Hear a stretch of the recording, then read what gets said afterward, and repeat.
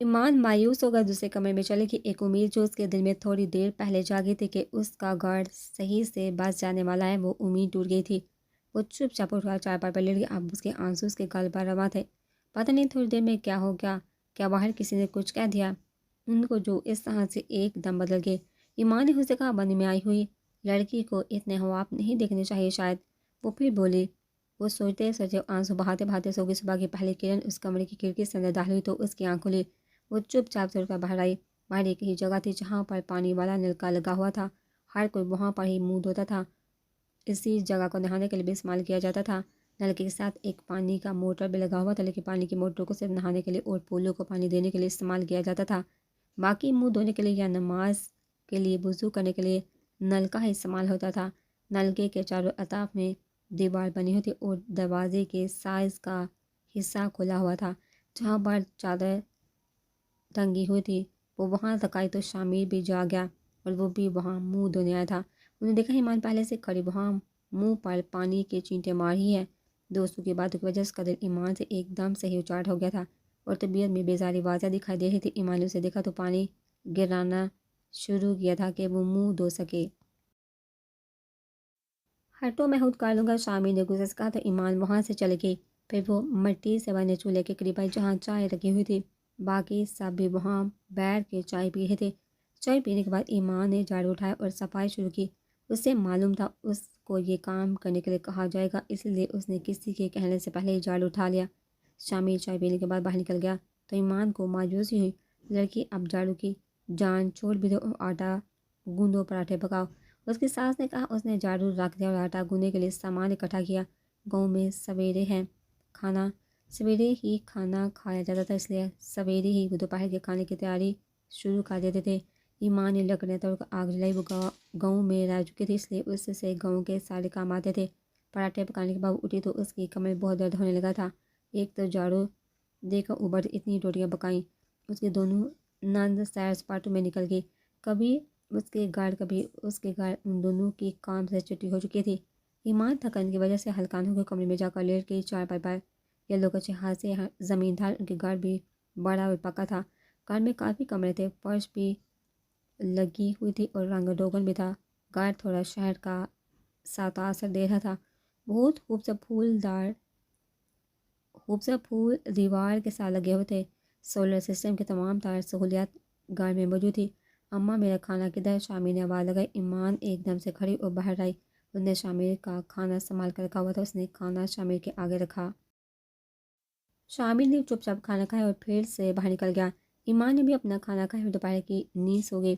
شامل حسب معمول اپنے دوست کے ساتھ اپنے خاص ڈیرے پر بیٹھا ہوا تھا۔ اس کے دوستوں کا مقصد اب صرف ایمان کو ڈسکس کرنا تھا۔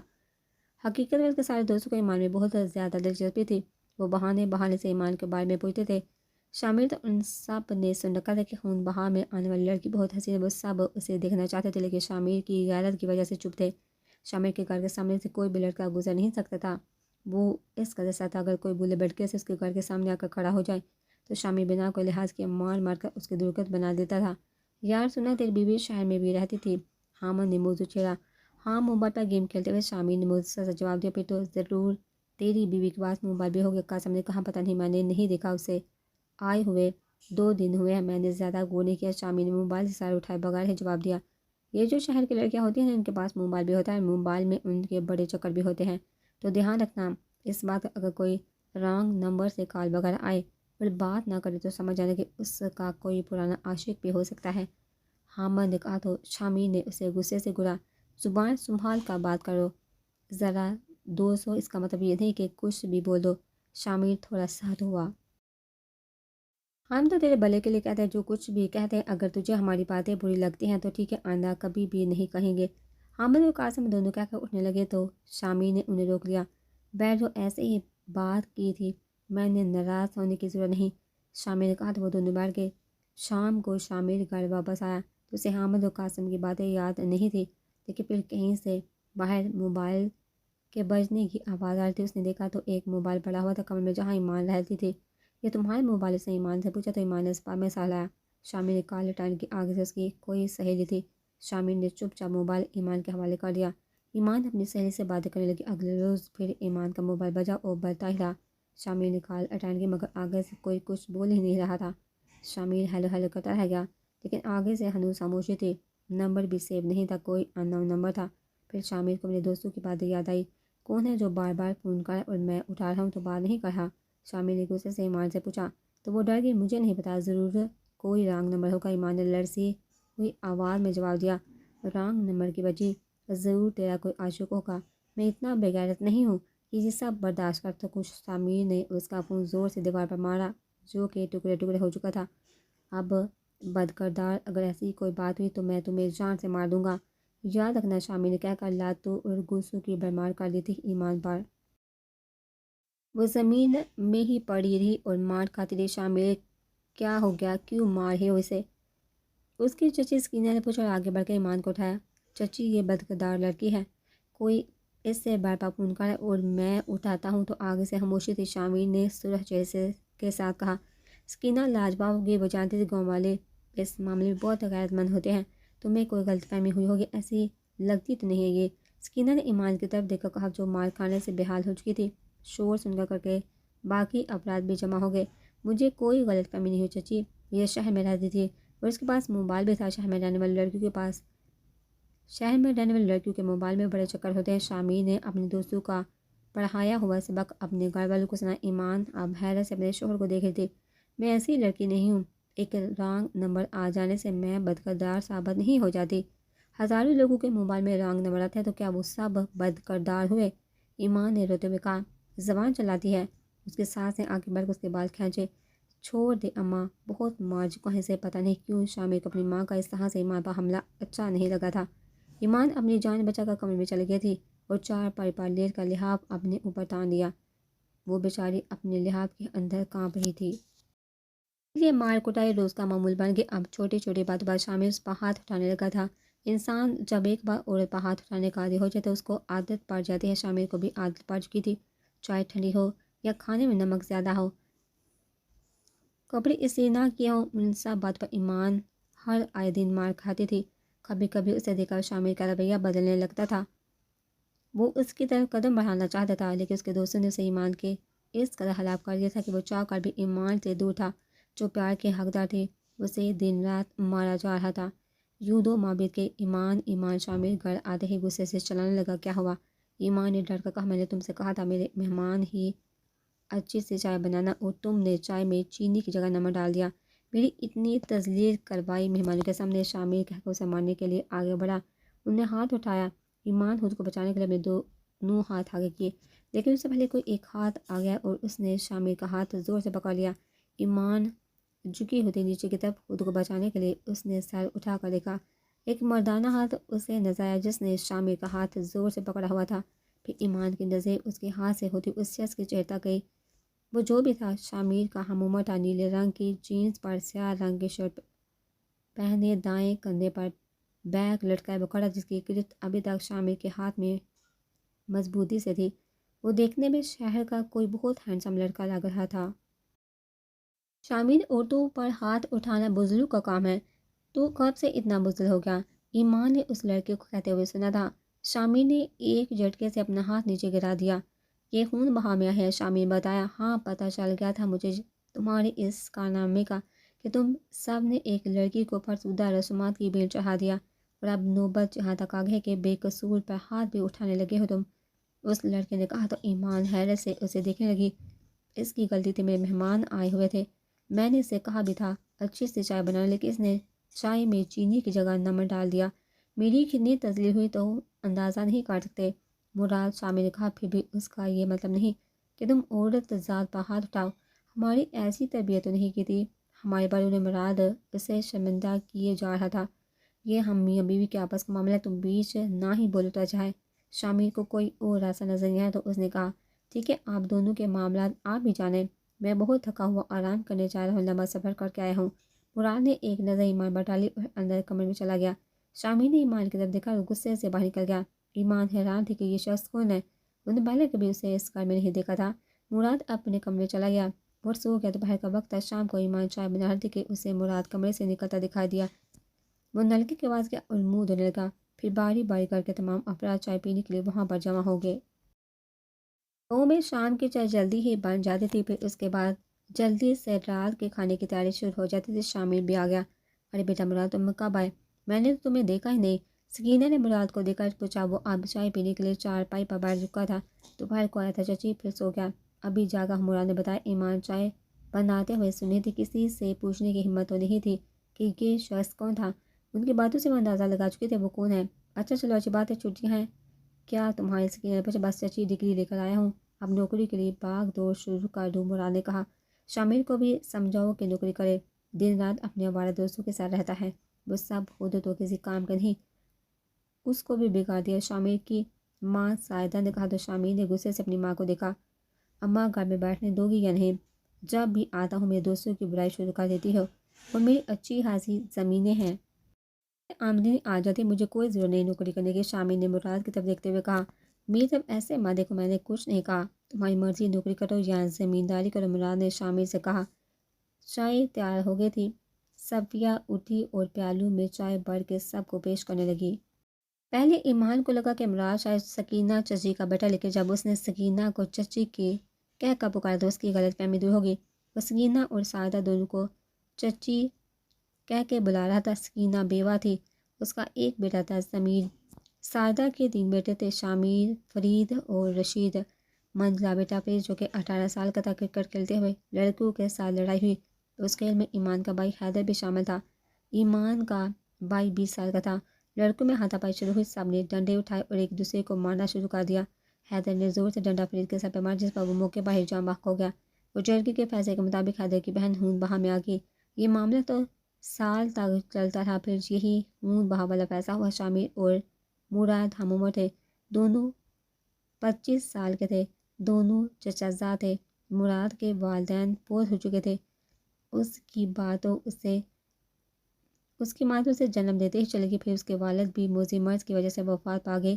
یہ سب لوگ مل کر اسی گھر میں رہتے تھے۔ مراد زندگی میں آگے بڑھنا چاہتا تھا، وہ سمجھدار تھا، مگر شامل دوستوں کی بات میں آ کر ناکارہ گھر پر بیٹھا ہوا تھا۔ اس کے دوستوں سے پیسہ نکلواتے تھے، اسے خوب لوٹتے تھے، کھاتے پیتے تھے اس کے پیسے سے۔ شامل کی آنکھوں میں دوستوں کی پٹی بندھی ہوئی تھی۔ تھوڑی ہی دیر میں ایمان کو سمجھ آ گیا تھا کہ شامل اور مراد چچا زاد ہیں۔ مراد شہر میں پڑھتا تھا اور اب ڈگری لے کر واپس آیا ہے اور آگے نوکری کرنے کا ارادہ رکھتا ہے۔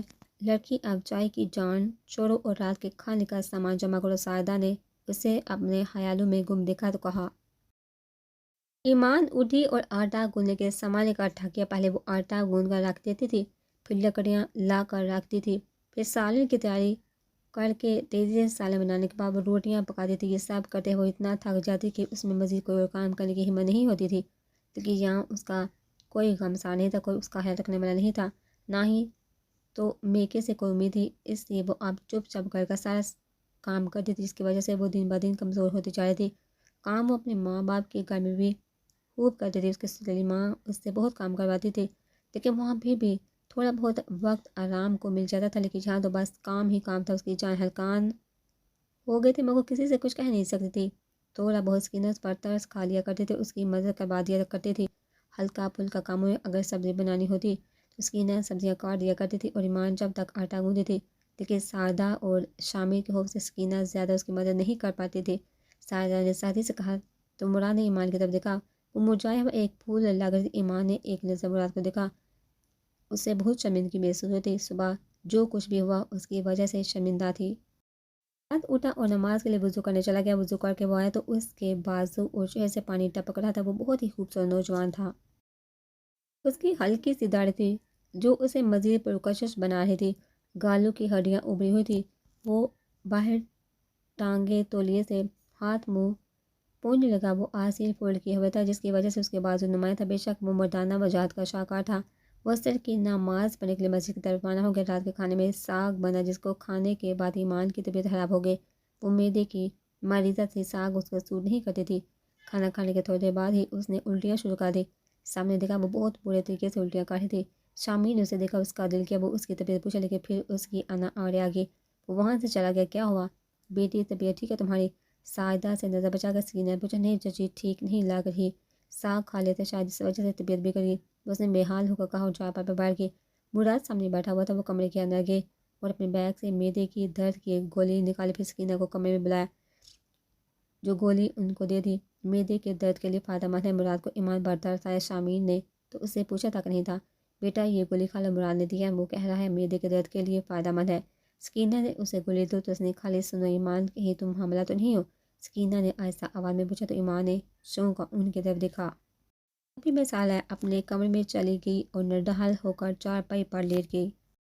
موسم نے کربٹ بدلی۔ اب موسم گرما کی آمد اس لیے شامل اور اس کے دوست ڈیرے پر آگ نہیں جلاتے تھے، بلکہ رات آتے ٹھنڈی ہوا شروع ہو جاتی تھی، ہلکی سی جو کہ بلی لگتی تھی۔ وہ سب چارپائیاں ڈال کر وہاں بیٹھے ہوئے تھے، وہ باتیں کرتے تھے، مگر شامل کچھ اداس تھا۔ کیا بات ہے؟ شامل کن سوچوں میں گم بیٹھا ہوا ہے آج؟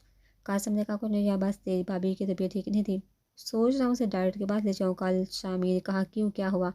بھابھی کو حامد نے پوچھا۔ پتہ نہیں یار، بہت الٹیاں کر رہی تھی، بہت بے حال لگ رہی تھی۔ شامل واقعی طور پر پریشان میں، کیا الٹیاں؟ اس کا مطلب ہے تو باپ بننے والا ہے۔ قاسم نے چوں کا کہا نہیں یار، ایسی کوئی بات نہیں۔ شامل بولا لیکن الٹیاں تو شادی شدہ لڑکی تب ہی کرتی ہے جب وہ ماں بننے والی ہوتی ہے، پھر اس کو چکر بھی آنے لگتے ہیں، کہیں ہمارا شک صحیح تو نہیں کہ تیری بیوی کا کسی اور کے ساتھ چکر؟ قاسم نے کہا تو شامل غصے سے کھڑا ہوا۔ بس کرو تم لوگ، بہت برداشت کر لیا، میں نے بدتمیزی کی بھی کوئی حد ہوتی ہے، جو منہ میں آتا ہے بول دیتے ہو، فل ذرا تمیز نہیں تم لوگوں کو بات کرنے کی، میں کیا بے غیرت ہوں جو تم لوگوں کی اتنی گھٹیا باتیں سنو؟ شامل ڈالا نہیں، تو بے غیرت نہیں ہے، بس ہم ہی بے غیرت ہے، پتہ نہیں کیسی لڑکی سے شادی کر لی، لے جاؤ ڈاکٹر کے پاس، سب دودھ کا دودھ اور پانی کا پانی ہو جائے گا۔ میں نے کہا تھا نا کہ کسی اور کا گناہ تیرے سر پر تھوم دیں گے، اور وہی لگتا ہے جو ہو گیا ہے۔ قاسم بھی غصے سے کھڑا ہو گیا۔ شامل دیکھو، اس میں غصہ کرنے میں کوئی بات نہیں، قاسم صحیح کہہ رہا ہے، تمہیں ایک بار تصدیق ضرور کرنی چاہیے، عزت آباد معاملہ ہے، اور اگر یہ بات سچ ہے تو تم اسے گھر سے نکال دو، اور اگر یہ جھوٹ ہے تو پھر ہم تم سے معافی مانگ لیں، لیکن سچائی کو جاننا بہت ضروری ہے۔ حامد نے اس کے شانے پر ہاتھ رکھا، آرام سے سمجھا۔ شامل تیزی سے وہاں سے نکل کر اگاڑا ایمان میں اتنی زور سے چلا کہ تمام گھر والے جمع ہو گئے، جس سے جیسے کوئی قیامت آگے۔ مراد جو اوپر چارپائی پر لیٹا ہوا تھا کھا رہا تھا، وہ بھی چھت سے چانکنے لگا۔ شامل ایمان کے کمرے میں گیا، ایمان بے حال ہو کر وہاں لیٹی ہوئی تھی، گولی کھانے کی وجہ سے اس کی الٹیاں رک گئی تھی۔ شامل نے اسے ہاتھ سے کھینچ کر اٹھایا اور گھسیٹتا اسے باہر لایا۔ بد کردار لڑکی، مجھے بتا تم کیوں الٹیاں کر رہی تھی؟ شامل پوری قوت سے چلائے، بد کردار لڑکی بتاؤ تم کیوں الٹیاں کرتی؟ شامل پوری قوت سے چلائے، میرے میدے میں تکلیف ہے اس لیے، ایمان بولی۔ اس کی حالت غیر ہو رہی تھی، خوف کی ماری گولی کھانے سے طبیعت تو اس کی کچھ بہتر ہوئی گئی تھی، لیکن اب شامل کا غصہ دیکھو اسے کچھ سمجھ نہیں آ رہا تھا۔ وہ بیچاری پریشان تھی، روز ایک نئی مصیبت اس کے سر پا جاتی تھی، آج تو لگ رہا تھا کہ کوئی بہت بڑی بات ہو گئی ہے۔ جھوٹ بولیے تم، ضرور کسی کا گناہ میرے سر پر تھوپنا چاہتے تم، شامل نے کہا تو اوپر چھت پر کھڑا مراد غصے سے نیچے آیا۔ ہوا کیا ہے مجھے بتاؤ تو صحیح۔ ساجدہ نے کہا اماں یہ الٹیاں کر رہی تھی، اس کو چکر آ رہی تھی، اس کی طبیعت کیوں ایسی ہو گئی؟ میں سوچ کر پریشان ہوں، شامل نے چیختے ہوئے کہا۔ بیٹا ہو سکتا ہے تم باپ بننے والے، اس میں اتنا پریشانی والی کون سی بات ہے؟ ساجدہ نے کہا یہی تو پریشانی، میں نے تو آج تک اسے ہاتھ تک نہیں لگایا۔ شامل نے کہا تو مراد تیزی سے سیڑھیاں اترتا ہوا نیچے آیا، اپنی آستینیں فولڈ کرتا اس نے آتے ہی شامل کا گریبان پکڑ لیا۔ تمیز نام کی کوئی چیز ہے یا نہیں؟ تمہارے اندر یہ بہن بیٹیوں والا گھر ہے، سوچ سمجھ کر بولا کرو، وہ باش دوستوں کی صحبت میں بات کی تمیز بھی بھول گئے ہو تم۔ مراد نے اس کی آنکھوں میں آنکھیں ڈال کر اس کا گریبان پکڑا ہوا تھا۔ شامل کی نظر صفیہ اور عافیہ پر تھی، وہ مراد کا اشارہ سمجھ گیا۔ تم دونوں اندر جاؤ، شامل نے اپنے دونوں بہنوں سے کہا۔ مراد نے اس کے گریبان چھوڑ دیا، ایمان نڈھال ہو کر نیچے زمین پر بیٹھ گئی، اس کے پاؤں میں اتنی جان نہیں تھی کہ وہ کھڑی ہو پاتی، اس کا دل دہل گیا تھا اس الزام پر۔ مراد نے افسوس سے ایمان کی طرف دیکھا جو دونوں پاؤں پر سار جمائے بیٹھی تھی، وہ نیچے مٹی میں بیٹھی تھی، بے بسی کی مورت بنی ہوئی۔ اماں، اس کی وجہ سے میں باہر اتنی گالیاں سن کر آتا ہوں، آج دودھ کا دودھ اور پانی کا پانی ہو جائے گا، چلو اٹھو تم ڈاکٹر کے پاس چلو ابھی اسی وقت۔ شامل نے اس کا ہاتھ پکڑ کر اسے کھڑا کیا اور اسے گھسیٹتا ہوا موٹر سائیکل کی طرف لے گیا۔ اتنی رات کو کہاں لے جاؤ گے اسے؟ یہ کوئی وقت کہیں جانے کا، اور علاقے کے حالات بھی خراب ہیں۔ سکینہ نے کہا چچی میرا خون کھولا ہے، مجھے نیند بھی نہیں آئے گی اب۔ میں بے غیرت نہیں ہوں، شامل نے کہا۔ ارے غیرت کا نظارہ تو کر لیا میں نے، مگر اب جو بھی کرنا ہے صبح کرنا، یہ کوئی وقت نہیں ایسے کاموں کا۔ مراد نے اسے آنکھیں دکھائی، شامل اس کی آنکھوں میں دیکھنے لگا، دونوں کی آنکھیں غصے سے تھی اور دونوں ایک دوسرے کو غصے سے دیکھ رہے تھے۔ تم تو آرام سے گھر میں بیٹھے رہتے ہو، باتیں مجھے سننی پڑ رہی ہیں جو مجھ پر گزر رہی ہے، تمہارے ساتھ یہ سب کچھ ہوتا تو پوچھتا تم سے، شامل نے دبی دبی آواز میں مراد سے کہا، اور پھر سے ایمان کا ہاتھ کھینچتا اسے موٹر سائیکل میں بیٹھنے کو کہا۔ میں اس حال میں کیسے جا سکتی ہوں؟ مجھے چادر تو پہن لینے دے۔ ایمان نے روتے ہوئے کہا۔ اس کا دوپٹہ بھی نیچے زمین پر گر گیا تھا۔ پہن نہ ہو چادر جلدی، شامی نے کہا تو اندر کمرے میں چلی گئی اور اپنی لال رنگ کی چادر اٹھائی جو اس کے جہیز کی تھی۔ انہیں چادر اوڑھی باہر آ گئی۔ مراد نے اسے دیکھا، چاندنی میں اس کا چہرہ صاف دکھائی دے رہا تھا۔ ایک پل کو مراد خود بھی سوچ میں پڑ گیا، کہیں شامیر کا لگایا ہوا الزام سچ تو نہیں ثابت ہو جائے گا۔ وہ جانتا ہی کہاں تھا اس لڑکی کے متعلق، سوائے اس کے کہ وہ بنی میں آئی ہوئی ایک لڑکی ہے۔ شامیر اس کا شوہر تھا اور اگر اس کا شوہر اس کے بارے میں اتنی بڑی بات کہہ رہا ہے تو ضرور اس نے کچھ دیکھا یا نوٹ کیا ہوگا۔ ابھی کچھ بھی کہنا قبل اس وقت تھا، لیکن پھر بھی مراد کو اس معصوم سی لڑکی پر ترس آ رہا تھا۔ اس کا دل یہ ماننے کو تیار نہیں تھا کہ یہ معصوم لڑکی گناہ کر سکتی ہے۔ وہ اسے بہت پاکیزہ سی لگ رہی تھی۔ ایمان سر جھکائے اپنے آنسو پوچھتے ہوئے موٹر سائیکل پر بیٹھ گئی۔ اس وقت رات کے 10 بجے تھے اور گاؤں کے حساب سے یہ وقت بہت دیر کا تھا۔ اس وقت باہر نکلنا خطرے سے خالی نہیں تھا۔ ہسپتال تھوڑے سے فاصلے پر تھا۔ موٹر سائیکل اب سڑک پر رواں دواں تھی۔ بہت غسیل تھا لیے شامل موٹر سائیکل چڑھا تو اس کی آنکھیں سرخ تھیں۔ اس کے ذہن میں اس کے دوستوں کی باتیں گونج رہی تھیں۔ وہ سب اس لیے نہیں کر رہا تھا کہ اسے ایمان پر شک تھا، وہ یہ سب اس لیے کر رہا تھا تاکہ وہ اپنے دوستوں کو بتا سکے ایسی کوئی بات نہیں، اور یہ ثابت کرنے کے لیے اس نے صبح تک انتظار نہیں کیا تھا۔ لاشعوری طور پر ایمان کی پاک دامنی ثابت کرنا چاہتا، لیکن ظاہر ایسے کر رہا تھا جیسے اسے شک ہے۔ اسے خود بھی سمجھ نہیں آ رہا تھا کہ وہ کیا کر رہا ہے، اور پیچھے بیٹھی ہوئی ایمان کی نہال میں گم تھی۔ اس کی چادر ہوا کی وجہ سے اس کے سر سے سڑک گئی تھی، جس سے دوبارہ سر پر کرنے کی ہمت اس میں نہیں تھی۔ وہ اپنے حال پر حیران تھی۔ یہ کیسا وقت تھا، یہ کیسی قیامت تھی، اور یہ کیسی ازمائش تھی؟ وہ سوچ رہی تھی۔ وہ سچی تھی، اس بات کا تو اسے اطمینان تھا، لیکن وہ اس الزام پر حواس کو بیٹھی تھی۔ آج تک اس کے ساتھ کچھ خاص سچا نہیں ہوا تھا، لیکن جو آج اس کے ساتھ ہو رہا تھا وہ بدترین تھا۔ وہ اب تک شامیر سے بہت مار کھا چکی تھی، لیکن اسے پھر بھی اتنی تکلیف نہیں ہوتی جتنی آج اس الزام پر ہو رہی تھی۔